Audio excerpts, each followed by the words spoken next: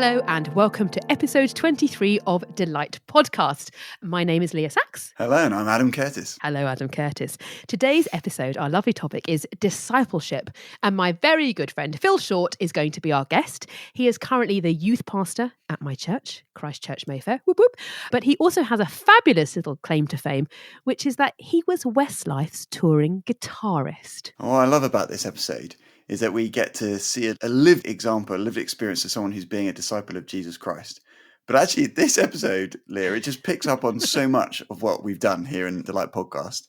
Like, it picks up on our relationships episode in episode 13. It picks up on the work episode 18, church episode 4, picks up on the joy of friendships, which we covered in episode 8. It picks up on how all of life is for the worship and glory of God, which we looked at in episode 12. And it's just so exciting to see these truths, which we've been exploring in this podcast, just how they're embedded in someone's life as they live for Jesus. Indeed. So if you have listened to those podcasts, that doesn't mean that you shouldn't listen to this episode, because this is like practical application. Plus, like, Phil is really cool.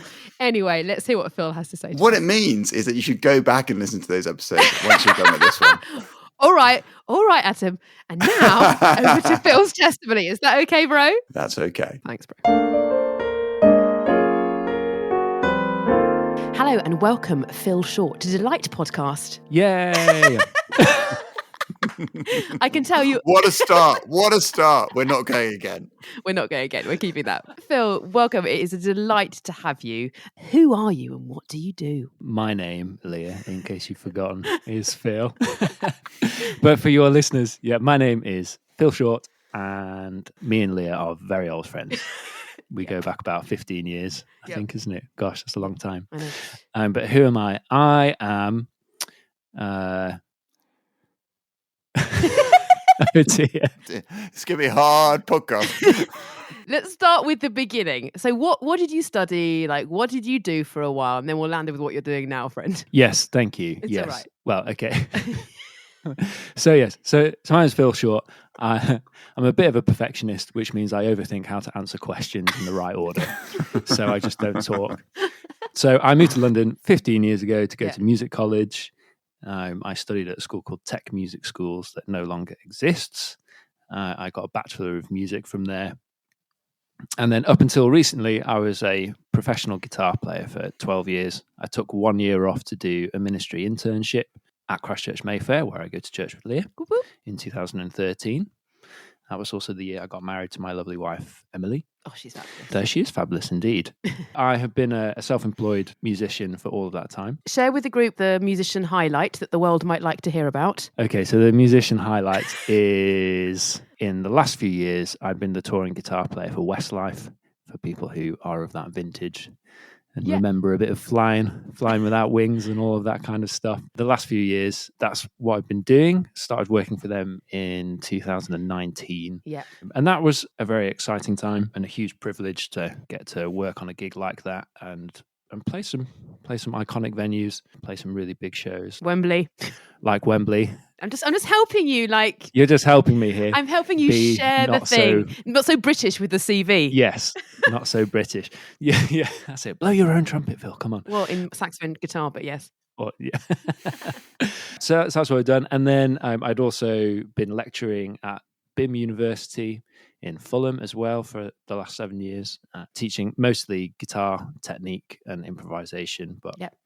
covering on a couple of other things. And then just whatever other bits and pieces come around. Lots of wedding gigs. Me and Leah worked together in our own function band for a lot of years as well.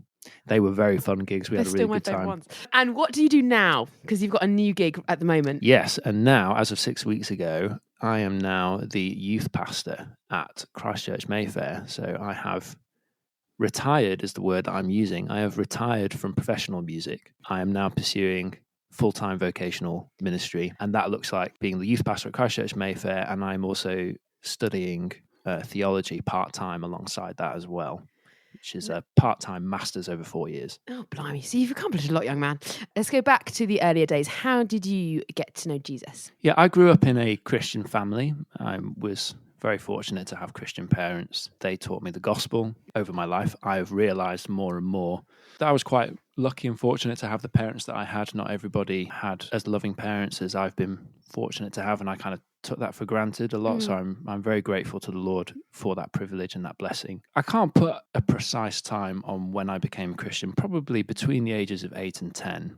I can remember a time when I was very religious and I kind of knew the Sunday school answers, but I didn't realize that it was a relationship with God or a relationship with Jesus, to be more specific. But probably around that time, I understood at a very basic level, I need to put my trust in Jesus for the forgiveness of my sins. And I couldn't have given you any more than that. It was just God's grace and the work of the Holy Spirit in my life that I just felt the call to put my trust in him. What has kept you going as a believer in those years since you were a young Phil Short? I think church is a really big, important part of that. Not just church as an idea or as an institution, but church is actually people. So I don't know what your perception of church is, whether you just think of like a particular type of building or whatever. That's a church building. It is a building that houses the church, which is the people, like a garage houses cars. Actually, church family.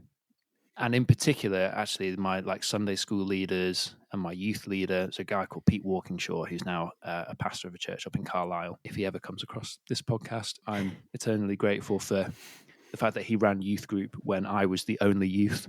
Oh, wow. It's not really a youth group, but he ran it.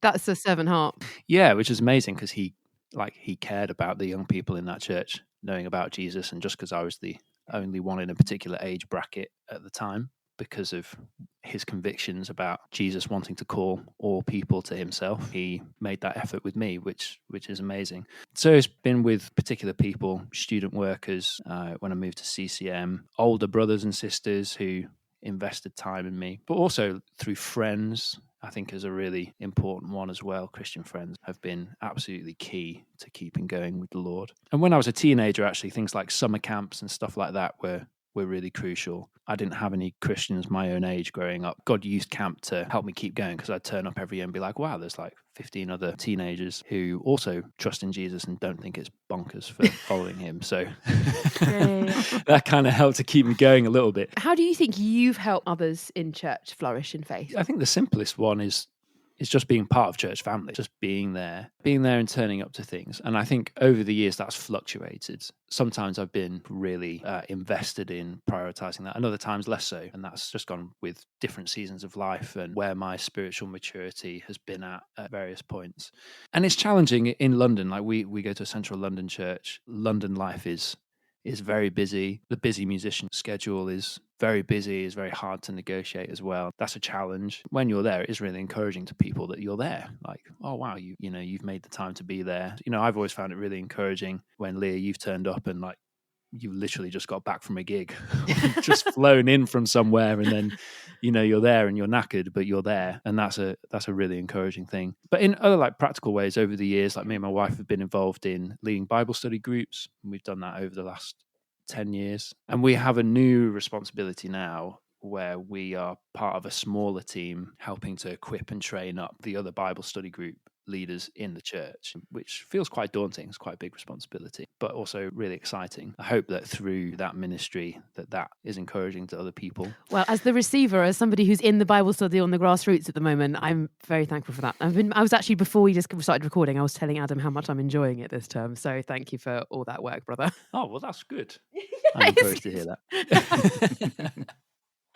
But yeah, I think the main one though is the mutuality through deep friendships, actually. So that's been encouraging for me, but also I'm able to encourage them. So in our friendship and with our other friends at church, like Ben Slee, who's been on the podcast a few seasons ago, is a really close friend of both of ours. It's been through intentional community with those people sharing life. And this is the thing about being a Christian, right? Like the thing that you have in common over everything else is your trust in Jesus Christ. Like he is the common denominator that pulls you together. And deep friendships often form around a common denominator. So for musicians, it's music. Yep. For guitar players, it's the type of guitars that you're into or whatever, like as silly as that might sound. So a lot of my like close friendships with other musicians, that's the central thing that holds it together, is the common thing. But in the church, it's Jesus Christ. He is the person who brings us all together. And so in that, there's a particularly unique, profound way of living and being able to be open and honest with each other, and there to be like a trust in deep friendships, which you don't have with every single believer, but with a small handful you can have that. And that's one of the great blessings of being part of the people of God. And so actually I can encourage you and you can encourage me. So not just saying nice things to each other, but also where it's needed, like, hey, sister, come on now. Exactly right. This is not the way we do things. And you know Exactly. that. And people have had that with me, and I've had that with other friends. I know this podcast is in no way about me, Phil's the guest, but brother, one of my strongest and most actually weirdly treasured memories, and I've shared this with a number of people, is when the first Sunday I came back to church after my father passed away last year, you came up to me, brother, and wept in my arms with me. And that was the most beautiful, loving thing that I've received, and really embodied what it means to weep with those who weep, mourn with those who mourn. And it was just such an encouragement. And I want to thank you for that, because that was just a beautiful picture of how Jesus binds us together and how he loves us. So I just want to say thank you for that. Oh, well, you're welcome. Good grief, Tim. You're going to make me weep. Thank you so much for being a part of the Delight podcast family. Let us know what you thought of today's episode by answering the question you can see next to today's episode in your app of choice. You know you can find us at Delight Podcast, and delightpodcast.com has a full transcript of today's episode. Thank you for listening, liking and sharing. I wonder if in our modern culture, people think that being a Christian is the same thing as belonging to a football club. Clubs have their own language and songs, their own community and physical spiritual homes, and they definitely require a certain amount of loyalty from their fans. And some people think, well, just like church, we use strange words, we have our own songs, we gather in a building, and we expect people to turn up. Phil, is that fair? Is being a Christian the same thing as belonging to a football club? I think it's really funny. No, it's not. I don't think it's the same at all. You know, even with some of the parallels that you sort of mentioned that you've highlighted, I think being a Christian is very, very different to being in a club. It's actually way better than being in a club. And we've kind of touched on it already in the podcast that it's much more actually being in a family rather than being in a club. Like the main thing to get across is, how do you become a member of a club? You have to earn access or membership in some way. So that might be, you know, if you take like a silly American film, an initiation process, you have to do some stupid thing or some daring thing to prove yourself worthy of being accepted into, you know, the boys club or whatever it is. Or you have to buy your way in. Like, so if it's a football thing, you know, if you're a punter, you got to buy a ticket to get into the ground. If you've got more money, you can buy the VIP ticket. You can maybe get invited to a dinner where the football team will be there and you can be in the presence of the football team. Whoa. But all of that is dependent on your resources, right? Like you have to do something. You have to have enough money to be able to buy access, or you have to like be impressive enough. Like even if you're the footballer, you've got to earn your privilege of being on the team. If you want to push the club analogy a little bit harder, getting into God's club, it's actually impossible. If you think you can buy your way in, you actually can't buy your way in. The price of admission is way too high. There's no financial thing that you can pay. There's nothing that you can do to achieve access to God and being in his club. That's quite hard for us to get our heads around, because that's not how we're wired on a social level. Like that's not how we operate within society. Everything is about, I've earned my place here. I did the hard work in my exams to get into the university. So I deserve to be there based on my own merit and what I've done. The thing with our relationship with God is it doesn't work like that. God's standard is absolute perfection. You never, ever do anything wrong. And it's not that just like you never make a little mistake or do anything wrong. It's that you perfectly love God with all of your heart, soul, mind, and strength. And actually, that's the root of all of our sinful behavior, to use our Bible phrase. Everything that's evil in the world, actually, its root comes from rejecting God as creator. No matter how small or insignificant we might think our mistakes, if you like, are that we've made, the fact remains that actually we've broken the standard required to be able to enter this club. So it's impossible to get in. And there's nothing that we can do to reverse that. And we can try really hard. But actually, we don't have what's necessary to be able to to give us access. So lots of people have said to me over the years, I could never go to your church because I'd go up in flames as soon as I'd walk through the door, which is kind of funny. I kind of know what they mean. They're like, I'm too rock and roll, man, all the drinking and the late nights out and whatever. Like, I'm not holy enough, quote marks, to be able to, be part of a community like that, which is hilarious that people say that. But there is an element of truth to that, but that's true for every single person. And Christians are people who realize that's exactly it, that is their state before God. Christians aren't Christians because they think that they've earned their way in or because they've figured out how to buy God's acceptance. Actually, Christians are people who realize that they don't have anything. The good news about the gospel, the good news about Jesus Christ is that Jesus came to actually make access possible for us to be able to join God's family, not just be part of a club where hopefully I might get a little bit of a glimpse of the superstar, but I'm like way back. And if I've got more money, I can go up like a seat at the table. God invites us to be part of his family and he loves us as children. So he brings us into the closest, most intimate relationship. Actually, that's what's going on. So it's not a club, it's a family, and you can't buy access to it. God has made access possible. And so it's a gift. So the Bible uses the word grace, and grace just means something you don't deserve. So we don't deserve to be part of God's family, but because he loves us, he's made it possible. And so how has he done that? Well, if you're a Christian and you're listening to this podcast, then you know that the way that he's done that is through Jesus coming to earth, living the life that we could never live, and then going to the cross and paying the penalty, absorbing God's wrath for all of our sin in our place.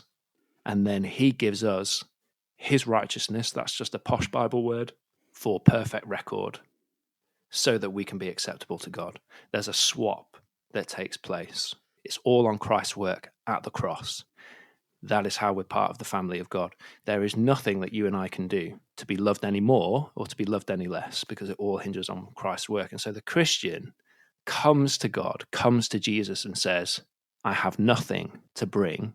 I need to receive your grace. I need to receive your forgiveness. Oh, amen. It reminds me of that great hymn of old. I think it's called Rock of Ages. Nothing in my hand I bring, simply to the cross I cling. And I love the fact that we have started this conversation about discipleship with a real beautiful explanation about grace and how we enter into being part of God's family. Now let's zone in a bit on being a disciple. So when we've entered into this family of grace, and the Bible then uses a term to describe one of those people who have entered in as a disciple. What is a disciple? Can you define that term for me? A disciple of Jesus is someone who follows in his footsteps or is a follower of Jesus. This whole thing like Twitter and Instagram and stuff like that, where we have followers, it kind of, like this is like a new phenomenon. Well, it's not really. Like being a follower of something is as ancient as the world itself. So, back in the ancient world, you followed various other people, other teachers, other prominent figures. Jesus says, hey, follow me. I will show you the way. Like, come and follow me. Okay, like we follow someone on Twitter. Is that the idea of following Jesus? Yeah, not quite, because on Twitter or Instagram we're just observing somebody else and what they kind of put out. So is being a follower of Jesus just being an observer of what Jesus does? Well, no, that would make you an observer. The following part is literal, like you literally follow what Jesus does. Where Jesus goes, you go. Nice. And that's the pattern. So a really helpful way to show this, because it's really important that we listen to what Jesus says being his disciple is, rather than just like what I think it is. So preach, Phil Short. Tell us what Jesus says. So Matthew 16, the key verse is verse 24, but I'm actually just going to read 21 to 27. So this is Jesus with his disciples. Matthew 16, verse 21. From that time on, Jesus began to explain to his disciples that he must go to Jerusalem and suffer many things at the hands of the elders, the chief priests, the teachers of the law, and that he must be killed and on the third day be raised to life. Peter took him aside and began to rebuke him. Never, Lord, he said, this shall never happen to you. Jesus turned and said to Peter, "Get behind me, Satan. You are a stumbling block to me. You do not have in mind the concerns of God, but merely human concerns." Then Jesus said to his disciples, "Whoever wants to be my disciple must deny themselves, take up their cross, and follow me. For whoever wants to save their life will lose it, but whoever loses their life for me will find it. What good will it be for someone to gain the whole world, yet forfeit their soul? Or what can anyone give in exchange for their soul? For the Son of Man is going to come in his Father's glory with his angels, and then he will reward each person according to what they have done." The central part of that section is in verse 24. Jesus said to his disciples, "Whoever wants to be my disciple must deny themselves, take up their cross, and follow me." So that is the pattern of discipleship that Jesus lays out. And the verses around it explain why that's the pattern. So 3 things. The first thing he says is, whoever wants to be my disciple must deny themselves. Jesus denied himself. So Philippians 2, Paul says, "Have the same mindset as Christ Jesus, who being in very nature God, did not consider equality with God something to be used to his own advantage. Rather, he made himself nothing by taking the very nature of a servant. Being made in human likeness and being found in appearance as a man, he humbled himself by becoming obedient to death, even death on a cross." Jesus denied himself. He was the king of the universe. He was the rightful ruler over all of creation, and yet he denied himself for the sake of the church by humbling himself even to death on a cross that he definitely didn't deserve. So that's the first thing. You deny yourself like Jesus does. Total denial. Second thing, he took up the cross. What is Jesus' pattern? What kind of king is Jesus? He's a suffering king. That's a phrase that you'll hear people bandy around a lot. He's a suffering Messiah. What does that mean? What does it mean to be a king in human terms? It means to have power and be in charge and not be subject to anyone else, but to rule over things. But Jesus says, actually, I need to suffer. The Messiah must die. So you look back in the earlier verses, Jesus began to explain to his disciples that he must go to Jerusalem, suffer many things at the hands of the elders, chief priests, teachers of the law, and that he must be killed and raised on the third day. Why does Peter take him aside and rebuke him? Because Peter has this idea in his mind, hold on a minute, that's not the kind of Messiah that I want. I want a Messiah who's going to overthrow the Romans. I want a Messiah who's going to come in glory. I want a powerful Messiah. I want a Messiah in my human understanding of what I think a Messiah looks like. Peter's understanding, and all of our understanding, is too small of what our greatest need is. Peter thinks his greatest need is to be liberated from the human oppression that he lives in. But actually, Jesus came to release us from the penalty that we should pay for our sin, for our rebellion against God, for the captivity that our sin has. That's our biggest enemy. That's our eternal enemy. This is why Jesus rebukes him and says, "Get behind me, Satan." It's not that Peter is literally Satan, but already in the gospel, Satan has tried to tempt Jesus by saying, hey, you don't have to be a suffering Messiah, Jesus. Remember, Jesus is fully human as well. Hey, you can avoid suffering. Hey, if you just bow down to me, I will give you all the kingdoms of the world. And Jesus says, no, suffering first, glory later. Suffering first, glory later. That is a refrain. Jesus goes to the cross and suffers because it's through that suffering that he defeats sin and Satan and death and becomes ruler of the whole universe and liberates us from our eternal destiny to be under the wrath of God forever. There'll be lots of false gospels out there that say, hey, put your trust in Jesus, you can have £1 million, your life will be perfect. He will give you a comfortable life now. He will give you heaven on earth now.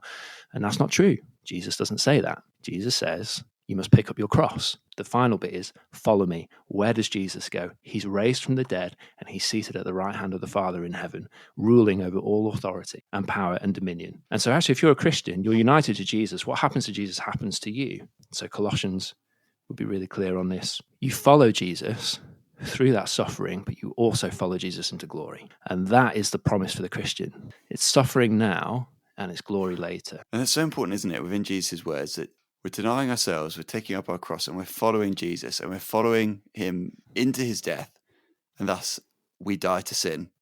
That we don't want to do these things which actually have caused God to pour his wrath on humanity. These things which actually calls us to break the most vital and important relationships, these things which are defined by selfishness. Actually, we don't want to do those things. And instead, because we're following Jesus into his death, we're also following him into his life. That actually now we want to live this righteous, pure, godly, glorious life. This life which is filled with his life and overflowing with his life. Yeah, exactly. It's not that that's not challenging. Our sinful natures want us to save our lives now. We want things for ourselves. And so when we become Christians, we experience that battle. So that would be like if you're a new Christian, if you're a young Christian. But why isn't it easy following Jesus then? Why isn't it easy walking in his ways and denying myself things that I feel like I want, but I know that that's not how I should live anymore now that Jesus has saved me and I want to live for him. But why do I find that a challenge? Well, because we're still in bodies tainted by sin. We still live in a world that's fallen. But now you do have the Holy Spirit who is equipping you to do that. And so I think here Jesus is saying you will experientially, you will be denying yourself to follow me. It's not going to feel like a walk in the park. Now, you've told me in the past that in 2016, you won a guitar contest. Yes, all of church went down to watch him, Adam. Yes, they did. Okay. Yeah. I felt very loved in that moment. We all walked from like Christchurch Mayfair to the 100 Club on Oxford Street, including our wonderful senior pastor, Matt. And we were this little fan group. Anyway, sorry, Adam, your question. I just quite enjoying that description there of your senior pastor. It makes him sound like a senior citizen. Oh no, he's a young senior pastor. He's probably, I think only got 10 years on me. How young is my voice? Anyway, a spring chicken is what we want to say. Exactly right.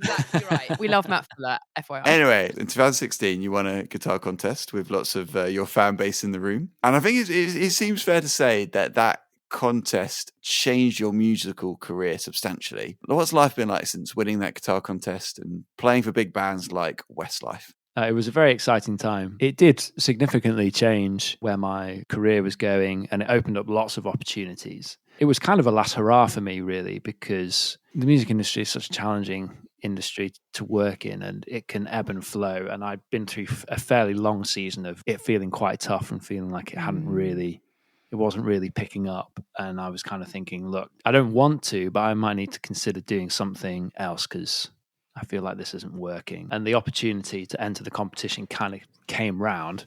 And I thought, look, this could just be like a last hurrah. I don't expect to get to the end of it, but even if it's just something that helps put me back on the map and for people to remember that I exist and maybe they might call me for a gig. The backdrop to that had been that in 2013, I'd been an intern at church, a ministry intern, and the music industry moves extremely quickly. So, if you say no to things, people move on to the next person, and then that's the person in their mind, and that's the person they call. And so you say no enough times. Lots of people thought I'd left London when I hadn't. And so going back into trying to build a career had been quite difficult. And the contest had quite a low-key name. It was called Guitar Idol, wasn't it? Yeah, which like when it had first started, like off the back of Pop Idol before X Factor was like really what it is now. Yeah. In God's kindness, I actually won that competition, got first place. It's an international competition, so it was a big deal. It's like the biggest guitar competition on the planet. So we had finalists from Israel, America, Germany, India, a couple of us, me and one other guy from the UK. And so in God's kindness, I managed to win. And so that opened up the opportunity to start lecturing at my old university. My old tutors got in touch and said, hey, why don't you start coming doing a bit of teaching, see how it goes. People started calling me for function work. So I started doing lots of that, started doing stuff with guitar magazines. Combined with two things, the Westlife gig came about partly off the back of the competition, but also off a recommendation of an old friend of mine who'd been called for the gig, but he wasn't available. And so he'd put me forward. But because I had this stuff online around the competition, that created a bit of a buzz, and they were like, oh yeah, this guitar player is exciting and there's a buzz around him, so we'd like to hire him. And that came unlooked for actually at the time, because for a very long time I'd really wanted to do that sort of stuff, and then had made peace that aspect of the industry wasn't going to happen for me, and actually had got to a place where I felt content. Over the last, how long ago was that now? 7 years ago. Gosh, that's quite a long time. So like over the last 7 years, in God's kindness, in bringing me to in many ways to the top of the game, playing for a huge band. And I got to do my thing as well. I got to like shred solos and stuff, in stadiums. There's like we came and saw you on tour. Everyone else was standing up and whooping for Westlife, and then they'd sit down, whereas we did the opposite. We sat for Westlife, and when the guitar solos came on, we were like, yeah! Yeah, so sorry. I forgot it. That's really funny. Back to her, it's true. Like, I remember me and Kat Bax, our lovely friend, our bass player, who we love. Shout out to Kat Bax. On Instagram, it all looks like woohoo, yeah, like the best thing in the world. And don't get me like, don't mishear me. Like, it's a huge privilege to get to do that sort of work. There's lots of people who would, give their left foot to have the opportunity to do that. But the thing is, it's all fleeting, and you have that high, and then you come right down again. Like Ecclesiastes, which is a book in the Old Testament, talks about these kinds of things being vapor, being mist, like a chasing after the wind. And everybody knows this experientially. You get the thing you think you really wanted, and then something else comes along, or the bar moves. It promises complete satisfaction, and it gives you that momentarily, but it's never lasting. All sorts of very successful celebrities who struggle with all sorts of things, and the rest of the world are like, I don't understand, you have everything. It's because those things don't actually ultimately satisfy, and we just don't believe that that's true. And it doesn't matter how many ministers you listen to who say that to you. We all go, oh yeah, I understand that in theory, but deep down we don't really believe that. We think, oh, but I would if I just had a little bit more. Until you kind of get there, and then you realize. For me, God was very kind. I'd got to a place where I felt really content with where I was at. And then he gave me the Westlife gig. And then through that showed me, okay, well, this is what it's like to be right at the very top. And I'm just going to shove you straight in at the top and show you that actually it's a good thing to be thankful for, but it doesn't deliver what you think it's going to deliver. I want to stress to not be misheard here. Enjoying our careers and doing well is a negative thing. No, it's a good thing. That is a good thing.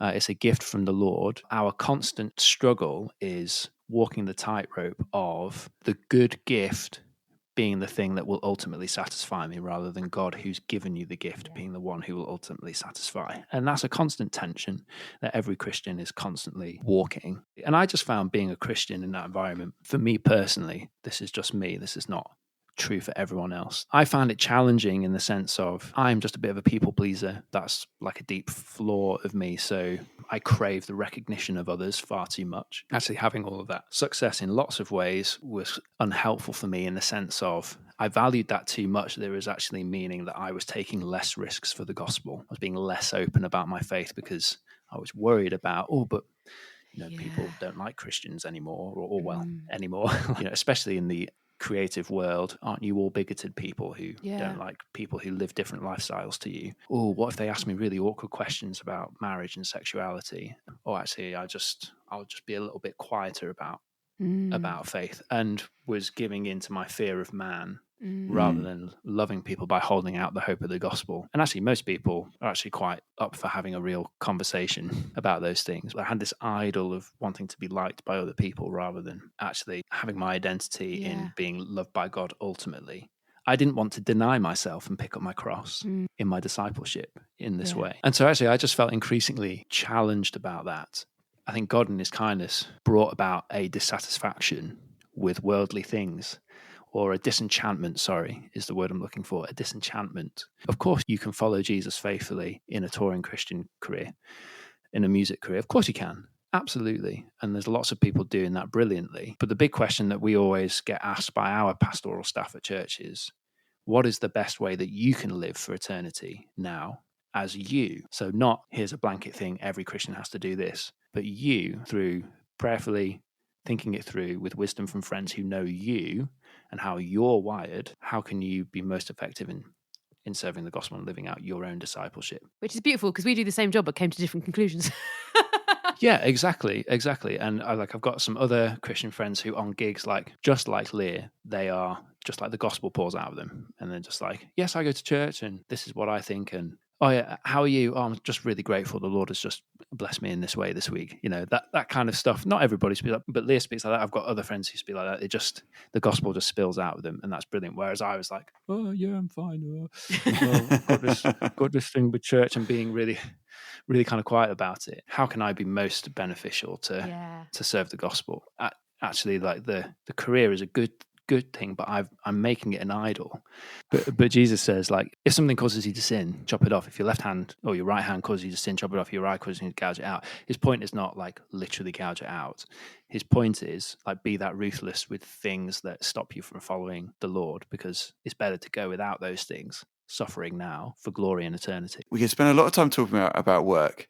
And actually, part of our conversation today is we want to put you through your paces, Phil, but we also want to think broadly about the topic of discipleship and how it touches in different areas of life. So let's move quite dramatically from your working life, Phil, to your married life. And let's hear how being a disciple of Jesus, denying yourself, taking up your cross, following him, how being a disciple of Jesus has impacted your marriage life. Could you tell us a story about how you and your wife met? We actually did grow up in the same church. Okay. But I'm 3 school years ahead. Okay. So it meant you never spoke to each other as teenagers because they're the awkward teenage years. She was quite good friends with my younger sister, who was a school year above her. Oh, lovely, Anna. Yes, with my delightful sister Anna. They were good friends when we were kids. I mean, they still are friends. But when we were This when isn't we were growing up. the story about your sister. Tell us about how you met her. Sorry, yes. We re-met, if you like, after I'd already gone to university through the summer camp that we've both served on for the last sort of 10, 15 years. That was just before she was about to go to university in Leeds. And I was in London. And I kind of thought, well, she's going to go to Leeds and probably like marry the president of the Christian Union at Leeds. So just don't even bother entertaining it. But kind of over that summer, there are a few things that happened that meant we just ended up hanging out a fair bit. And I actually manufactured a social gathering at Christmas just as an excuse to talk to her. So there've been like a few things. And then we'd been like sort of staying in touch via sort of Facebook and stuff like that, as it was back then.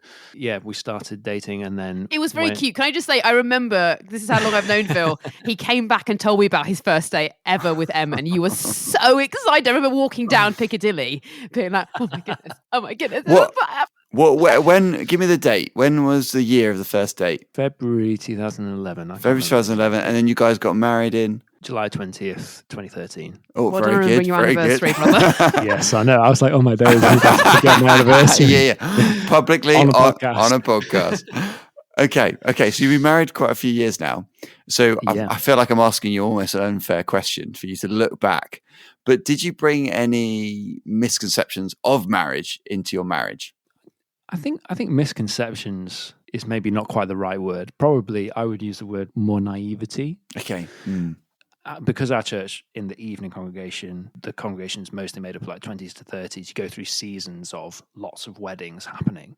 Mm-hmm. So around that time, it'd been a season of lots of weddings at our church. So I'd heard lots of great wedding sermons on, this is what it means to be married, and husbands are to love their wives like Christ has loved the church, and it's a beautiful picture of the gospel. And as a like young guy in his early 20s, it's like, yeah, that's right. This is what it looks like to be like a proper godly man. You do this and you do that, and you understand this and you understand that. And often with anything in discipleship, what you really believe deep down in your heart comes out when it's tested.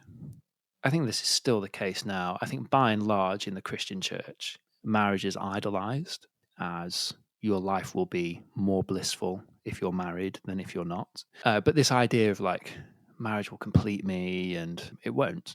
It's not supposed to. When your marriage hits a season of things that are hard, challenges that come along, that might be internal challenges. For us, it wasn't internal challenges. It was external difficulties that made marriage feel like a pressure cooker. How am I going to live through that suffering in a way that Jesus calls me to? Marriage is ultimately a picture of Christ's love for his church. Ephesians 5 is the classic go-to passage for that. Husbands, love your wives as Christ loved the church, giving himself up for her for a particular purpose, so that he can present her as holy and blameless in his sight on the last day. That's the call for husbands. Wives are called to submit to or follow, willingly follow It's give, not demand. It's follow the lead of that husband. If you've got a husband who's trying to imitate Jesus, that's an attractive thing that you want to do. But the whole point is that it's a picture of showing the relationship between how Jesus loves his church. Actually, the burden is on the husbands, actually. Yes, I always think this. Because the wife is never called to die to herself for the sake of the husband. Only the husband is called to do that. If you're in a marriage that feels tough, it's like, well, actually, I need to die to myself to love my wife for her benefit so that she can flourish. That can be really hard. You're two broken people and you live in a broken world that can make that hard as well. And the world around you will say, if marriage is too hard, just get out of it. Because Yeah. our culture is obsessed with marriage and also doesn't think very much of it, At the Yes. same time, there's like a dual thing going Yeah. on. Not everybody who's not a believer will think that. Yeah. Like I've got unbelieving friends who value marriage very highly. But the general narrative is, if anything is difficult in your life, do what's best for you and cut it out. And Jesus says, don't do that. Jesus says, deny yourself, pick up your cross and follow me and give yourself up for the benefit of your wife, so that she can flourish. And actually, like, I really needed to do that in our marriage for my wife's benefit because she was really struggling, and that was really costly, but actually that was really good for her, and actually it was really good for me because it exposed my own selfishness. It exposed my own thinking like, oh yeah, actually, like, if I get married, life will just feel blissful. But what does it show me? It shows me actually every time I feel like I make a sacrifice and deny myself for the benefit of my wife, that's a small lesson where God goes, hey man, you think that you gave up a big thing for your wife. It's not as big as the thing I gave up for you. You think that your spouse doesn't deserve your love right now. You never deserved any of my love, and yet I still died for you even when you hated me. So you get on and you give yourself and you love her because that's what you're called to do. And actually the big point is, the whole point of that is, it's supposed to be a small picture of displaying the reality of the gospel to the rest of the world, in saying, in commitment to marriage, we don't just quit just because it gets hard. I'm talking about the normal dynamics of healthy, godly marriage. I am not talking about sinful, criminally abusive situations where actually you need rescuing from that situation. So just to make that explicitly clear, if you have been in a situation where actually I needed to get out of that marriage because that person was abusive in whatever way, it's right that you got out of danger. The whole book of Ephesians, God has saved the church for a specific purpose. He has saved us so that we can be forgiven for our sins, but for a purpose. So Paul uses the word hope. Our hope is all of our sins have been forgiven and we are now in the family of God. But that hope is part of a calling. And the calling is to be a part of God's church that displays this element of God's glory to the whole universe. I'm definitely biased with this, but I really love how being a disciple is being in relationship with other believers and walking that step and that life together, pointing each other to Jesus and how necessary that family is. And of course you're biased with this because you're one of the people he's walking with. Yeah, he is one of my best friends. I definitely I was a bit sneaky on that one. No. I should have guessed this was where we were going. But it's beautiful because, like, as I said, like, I've seen it lived out with him. So, like, it's really precious to me to see a brother live as a disciple and see him grow and him be a brother to me in that as well. The thing which really stuck out to me was how being a disciple, it impacts all of life. There is no secular sacred divide. Actually, following Jesus impacts someone's marriage, it impacts their work, it impacts their priorities. And that is just such a holistic and beautiful picture of what it is to follow Jesus. At this stage of the game, it's hardly going to be a surprise, especially as I know our guest today actually listens to our podcast. And I'm not suggesting other guests don't listen. Anyway, back on point, Leah. Our bonus question this season for you, Phil, is which Bible verse is it that brings you most joy? I think the thing that's blown my mind Tell me. is actually Ephesians, because that's where I've been spending a lot of time. 22 to 23. And God placed all things under his feet, that's Jesus, and appointed him to be head over everything for the church, which is his body, the fullness of him who fills everything in every way. God has given you all of these incredible blessings in Christ for the purpose of Jesus being a ruler over everything, having all things placed under his feet, and appointing him head over everything, but not just for the sake of it, but for the church. And then the whole thing is so that the church can then be his victory, his trophy that throws glory back onto him. Thank you so much to Phil Short for being our guest on this episode 23 of Delight Podcast. Next week, our guest is going to be ourselves. I think we should have had a drum roll. We should have had a drum roll before we said that. And we are going to be looking at the topic of the gospel. Until next week, this is Leah and Adam delightfully signing off. Bye-bye. Goodbye.